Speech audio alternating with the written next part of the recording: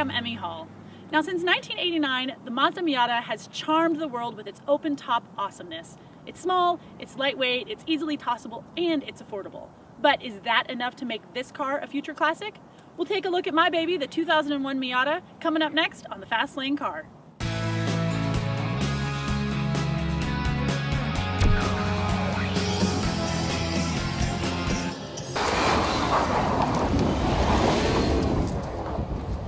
Now, when the second generation came out, the biggest difference that you'd see is the loss of the pop-up headlights. Instead, you have these that are flush with the body. This car maintained the same chassis size and the same wheelbase. So really, the only difference that you've got here are the headlights.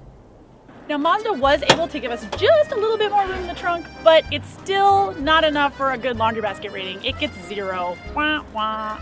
But if you pack carefully and in layers, and if you Tetris everything using any and all available space, you can fit enough stuff in here for a 6-week cross-country road trip. And I know because I've done it.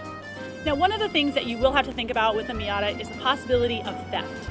You can get a hardtop for these cars, but that means that if you want to enjoy the sun, you got to take it off, you got to store it someplace.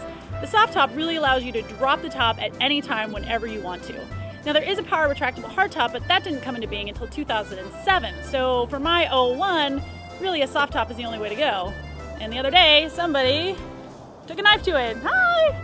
I vandalized your car and I didn't even steal anything! Ha ha ha! Yeah, that's awesome. It's about $1,000 for a new top, $500 for the top, $500 for the installation. So plan where you park accordingly. Now, originally, this car made 142 horsepower and 125 pound-feet of torque. I know, it's a speed demon!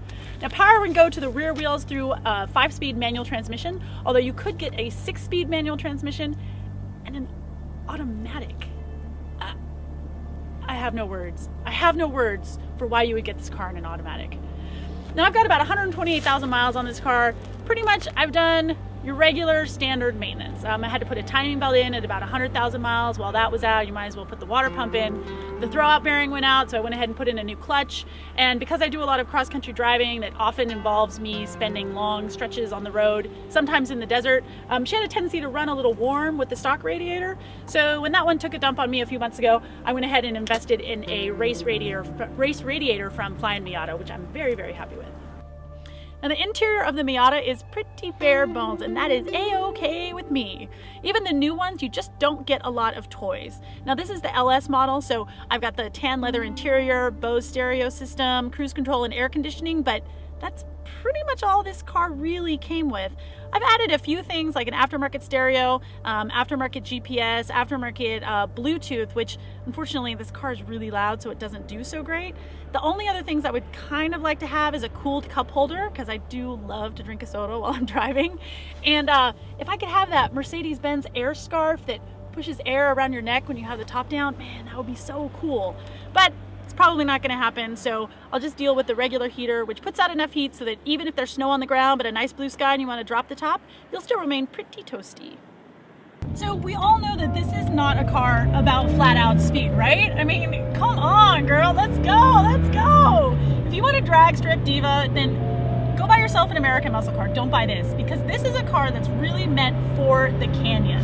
I've got front and rear sway bars, limited slip differential, torque that doesn't really kick in until 5,500 RPM. So all of that combined means that this car is really, really easy to drive at the limit. Now, there is a little bit of body roll, but I'm pretty sure that most of that has to do with the fact that I haven't touched the suspension, and it's about 13 years old, so you do the math. Now, all the Miatas, even the newer ones, still have hydraulic power steering. Oh yeah. So that means that it's perfectly weighted. It gives you a lot of great feedback, and you're able to really put the car exactly where you want it to go. Additionally, this car doesn't have any nannies. There's no ABS, there's no traction control to mess up your fun. This is all about you. You tell the car exactly what you want it to do, and it'll do it. Now, of course, it's not all puppy dogs and rainbows here in the cabin. One thing, the noise. It's loud. I mean, yes, I have 2 gaping holes in the roof, but it's still really, really loud. A lot of wind noise and a lot of engine noise. The second thing is that, yes, it's a 5-speed, but when you're you're on the highway and you're in 5th gear and you're cruising at like, 70, 75, your RPMs are still way, way up there. That 5th gear is in no way any kind of an overdrive. So consequently, the mileage is not that great on this car. I mean, I average usually in the mid-20s, and for such a small, lightweight 4-cylinder car, there really is no excuse. It should be better. Now, some of you might have noticed that I do have a race number on this car, 1617. I don't race this car. A lot of people do race Miatas. They're the huge spec Miata class. They're a lot of fun on the racetrack, on a road track. They're easy to maintain. They're cheap to modify. All I do with this car is autocross it, and very, very badly at that. Now, this 1617 is the number of my off-road race car. In 2001, when this car was new, Mazda had already sold 500,000 Miatas. And in 2011, they reached 900,000. This car holds the Guinness Book of World Records for the most sold sports car ever. But is it a collectible classic? Well, I think that all Miatas are classic.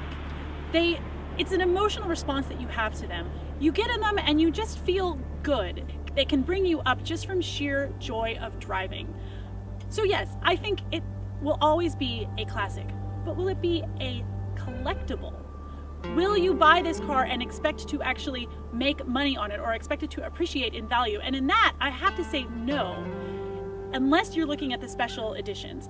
Mazda has a tradition of releasing special editions throughout the entire run of the Miata, and there's 3 that I think really stand out. The first one, the 10th anniversary special edition, and the 2004 Mazda Speed Turbo.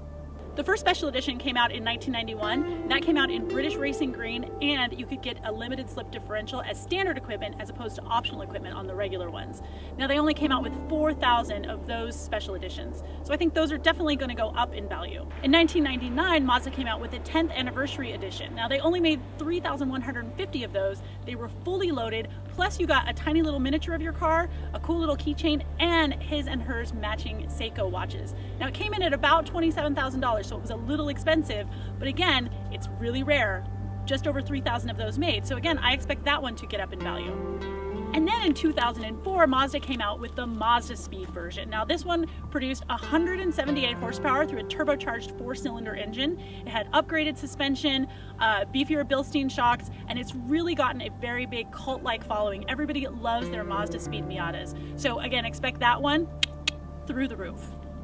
Thanks so much for joining me here today on TFL Cars Classics Revealed. Hey, did you know TFL Car is on Facebook and on Twitter? In fact, I'm on Facebook and Twitter and on Instagram. So why don't you check us out online? Thanks so much and have a groovy day.